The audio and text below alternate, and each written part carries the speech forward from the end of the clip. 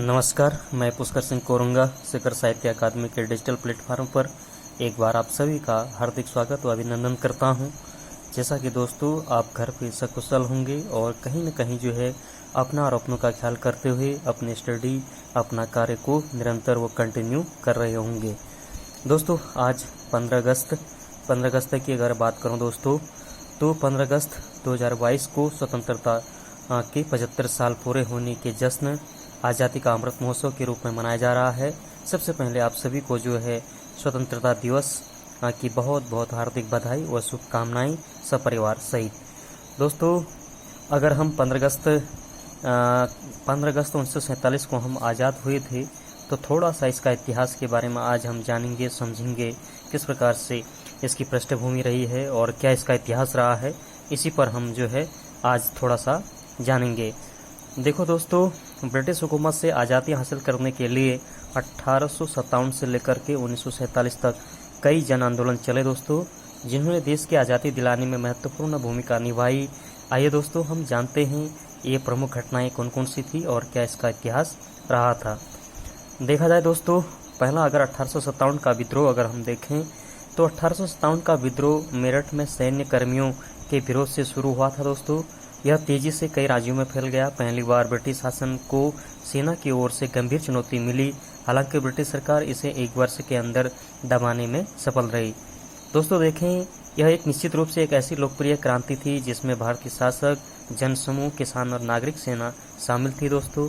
लोगों ने इसे उत्साह से भाग लिया और इस विद्रोह को इतिहासकारों ने भारतीय स्वतंत्रता का पहला संग्राम कहा था दोस्तों देखें, भारतीय राष्ट्रीय कांग्रेस की अगर हम बात करें तो 1885 में सुरेंद्रनाथ बनर्जी ने जो है भारतीय राष्ट्रीय कांग्रेस की स्थापना की थी दोस्तों। इसका मुख्य लक्ष्य मध्यम वर्गीय शिक्षित नागरिकों के विचारों को आगे लाना था दोस्तों। प्रारंभिक दौर में इसे ब्रिटिश सरकार की सेफ्टी वाल्व के रूप में देखा जाता था और 1906 की अगर हम बात करें दोस्तों तो कलकत्ता में कांग्रेस के अधिवेशन में स्वराज प्राप्ति की घोषणा की गई और इसी के साथ जो है स्वदेशी आंदोलन भी शुरू हो गया था। दोस्तों देखें, बंगाल विभाजन की अगर हम बात करें तो 1905 में पश्चिम बंगाल का विभाजन हुआ। देश की राजधानी कलकत्ता से बदलकर दिल्ली हो गई थी और बंगाल विभाजन के खिलाफ उपजे आंदोलन को दबाने के लिए दोस्तों ब्रिटिश सरकार ने जो है 1909 में कई सुधार लागू किया था। देखें दोस्तों, मिर्ले मिंटो सुधार के तौर पर जाना जाता है। इसका लक्ष्य विकास करने की जगह हिंदू और मुस्लिम में मतभेद पैदा करना था। वहीं देखें दोस्तों तो मोहनदास करमचंद गांधी 1915 में दक्षिण अफ्रीका अपने जमे जमाए बैरिस्ट्री के करियर को त्याग अपने देश वापस आ जाते हैं दोस्तों भारत।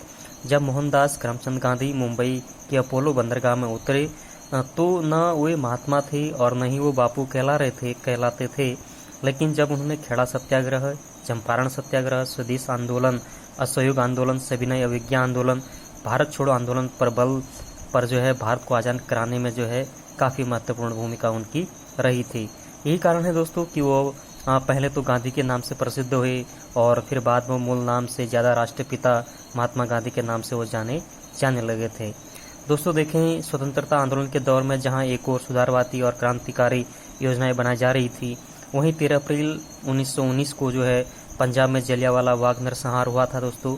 और उस दिन यहाँ पर लोग बैसाखी मनाने के लिए लोग इकट्ठे हुए थे और यह नरसंहार जो है दोस्तों आज तक के सबसे बड़े नरसंहार में से एक है। हाल ही में जलियांवाला बाग नरसंहार के 100 साल भी पूरे हुए हैं दोस्तों देखें, शांतिपूर्ण ढंग से विरोध करने लोगों के लिए वहाँ वो दिन खूनी रविवार बन गया था।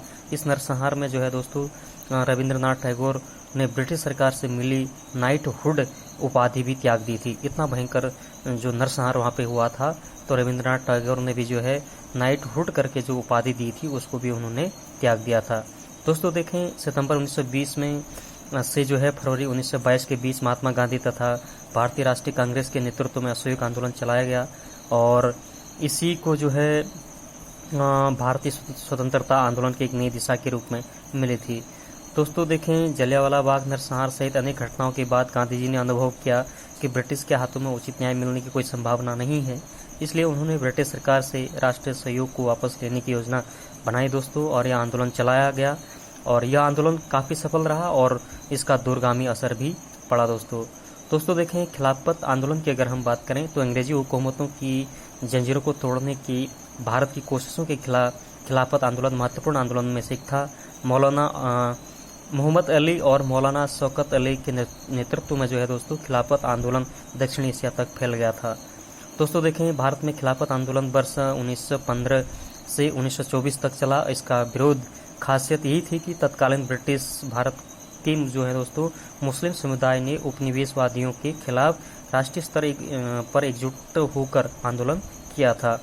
देखें दोस्तों, भारतीय राष्ट्रीय कांग्रेस की देखरेख में हिंदुओं और मुसलमानों को एकजुट होकर ब्रिटिश राज का विरोध किया। इस आंदोलन को जो है दोस्तों उस समय और मजबूती मिल गई जब महात्मा गांधी ने जो है दोस्तों उपनिवेशवाद के खिलाफ असहयोग आंदोलन को खिलाफत आंदोलन के साथ जोड़ दिया। इस तरह हिंदू मुस्लिम एक होकर उपनिवेशवादियों के खिलाफ मजबूती से वो खड़े हो गए थे। देखें दोस्तों, ब्रिटिश साम्राज्यवाद के विरुद्ध भारतीय राष्ट्रीय कांग्रेस द्वारा चलाए प्रमुख जन आंदोलन में से एक था सविनय अवज्ञा आंदोलन। 1929 तक भारत को ब्रिटेन के इरादे पर शक होने लगा था दोस्तों कि अंग्रेज औपनिवेशिक स्वराज्य प्रदान करने की अपनी घोषणा पर अमल करेगी कि नहीं। भारतीय राष्ट्रीय कांग्रेस ने जो है दोस्तों लाहौर अधिवेशन 1929 में जो है घोषणा कर दी थी, जिसका लक्ष्य भारत के लिए पूर्ण स्वतंत्रता या स्वाधीनता प्राप्त करना है। दोस्तों देखें, महात्मा गांधी ने अपने इस मांग को जोर देने के लिए 6 अप्रैल 1930 को सविनय अवज्ञा आंदोलन छेड़ा। इसका मकसद सरकार के साथ पूर्ण सहयोग कर ब्रिटिश सरकार को झुकाना था। वहीं देखें दोस्तों, तो निरंकुश और भेदभावपूर्ण शासन के खिलाफ मानवता, भाईचारा, आपसी प्रेम और सौहार्द का शासन स्थापित करने के मकसद से 8 अप्रैल 1929 को जो है भगत सिंह और बटुकेश्वर दत्त ने केंद्रीय असेंबली में बम फेंका था। बम फेंकने के बाद उन्होंने खुद गिरफ्तारी भी दी थी दोस्तों देखें, बाद में उनके खिलाफ मुकदमा भी चला। 6 जून 1929 को दिल्ली के सेशन जज लियोनार्ड मिल्टन की अदालत में उन्हें दोषी करार दिया गया था। देखें दोस्तों, अगस्त 1942 को गांधी जी ने भारत छोड़ो आंदोलन की शुरुआत की तथा भारत छोड़कर जाने के लिए अंग्रेजों को मजबूर करने के लिए एक सामूहिक नागरिक अवज्ञा आंदोलन करो या मरो आरंभ करने का निर्णय लिया। इस आंदोलन के बाद रेलवे स्टेशनों, दूरभाष कार्यालयों, सरकारी भवनों, अन्य स्थानों पर जो है दोस्तों उपनिवेश राजा के संस्थानों पर बड़े स्तर पर हिंसा शुरू हो गई और देखें दोस्तों इसमें तोड़फोड़ की गई, कई घटनाएं हुई। सरकार ने हिंसा की गतिविधियों के लिए गांधी जी को भी उत्तरदायी ठहराया था। कहा कि कांग्रेस की नीति एक जानबूझकर किया गया कृत्य है, जबकि सभी प्रमुख नेताओं को गिरफ्तार कर लिया गया, कांग्रेस पर प्रतिबंध लगा दिया गया और आंदोलन को दबाने के लिए सेना को पर बुला लिया गया और कांग्रेसी नेता जो हैं इस पर अपना एक महत्वपूर्ण गिरफ्तारी भी दी उन्होंने।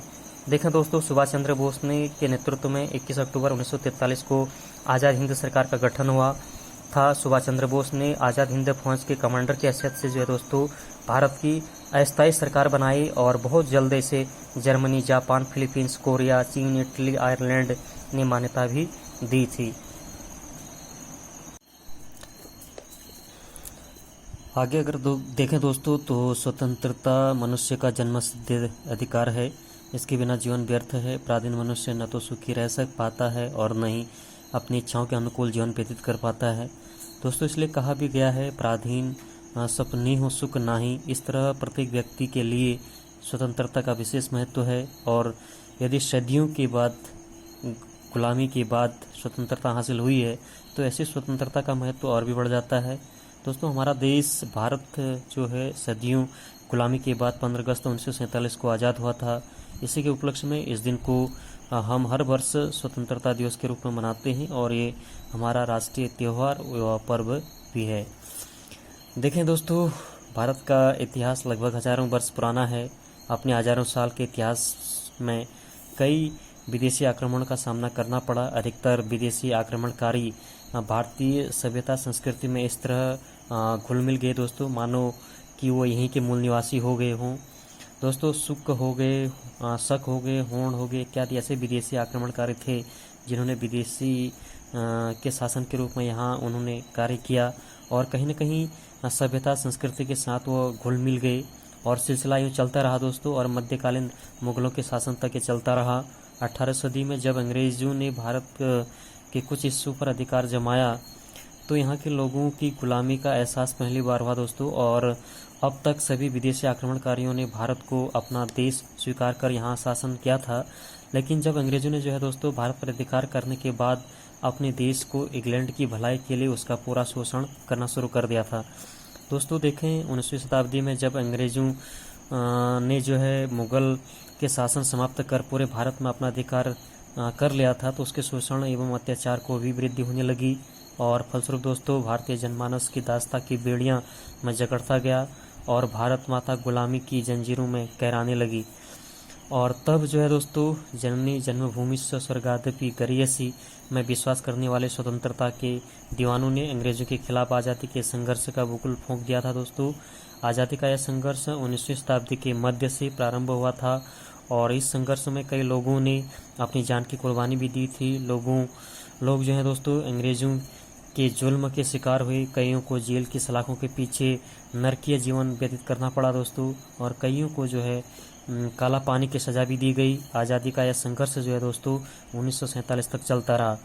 दोस्तों देखें आज़ादी के संघर्ष के नायकों की संख्या अनगिनत हैं, उन सब के नाम यहाँ उल्लेख करना तो संभव नहीं है दोस्तों, किंतु सुभाष चंद्र बोस, चंद्रशेखर आज़ाद, शहीद भगत सिंह, खुदीराम बोस, महात्मा गांधी, जवाहरलाल नेहरू, लाल बहादुर शास्त्री, डॉक्टर राजेंद्र प्रसाद, सरदार वल्लभ भाई पटेल, लोकमान्य बाल गंगाधर तिलक, जयप्रकाश नारायण, अबुल कलाम आज़ाद इत्यादि ऐसे स्वतंत्रता सेनानी थे जिनका भारत के स्वतंत्रता संघर्ष में बहुत ज़्यादा योगदान है।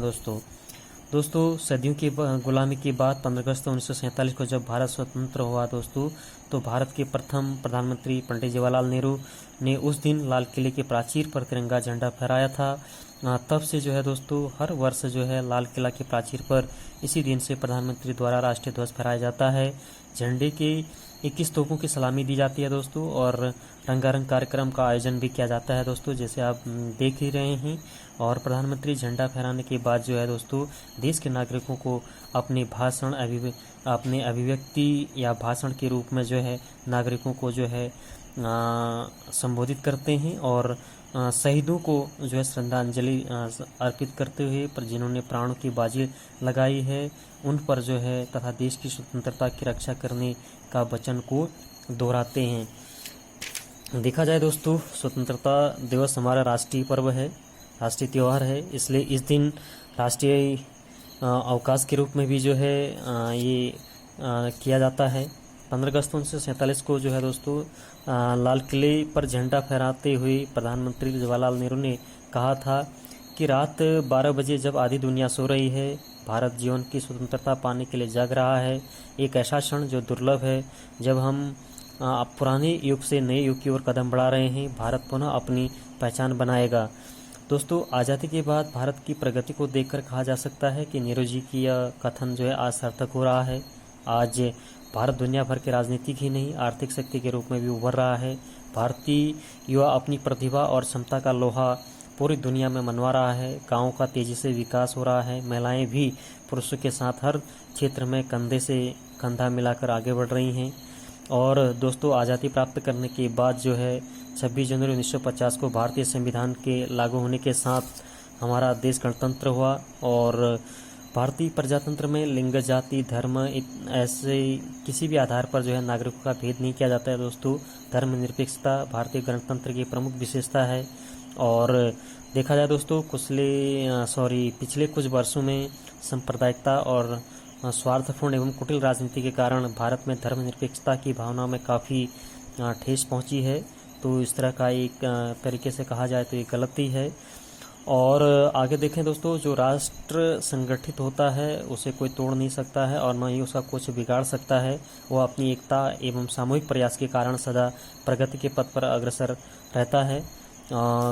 इसी तरह से जो है दोस्तों हमें अपने देश को एकता बनाए रखना चाहिए और कहीं न कहीं अगर हमें स्वतंत्रता की अगर हम आज बात करते हैं तो हम हर तरीके से हमें एक जिम्मेदार नागरिक के नाते जो है हमें स्वतंत्रता प्राप्त करनी होगी।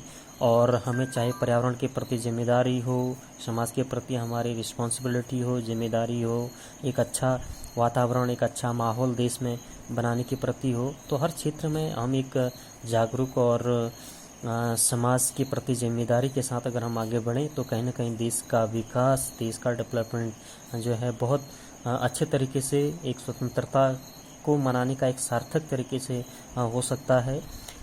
तो एक बार सभी को जो है स्वतंत्रता दिवस की बहुत बहुत हार्दिक बधाई और शुभकामनाएं। धन्यवाद।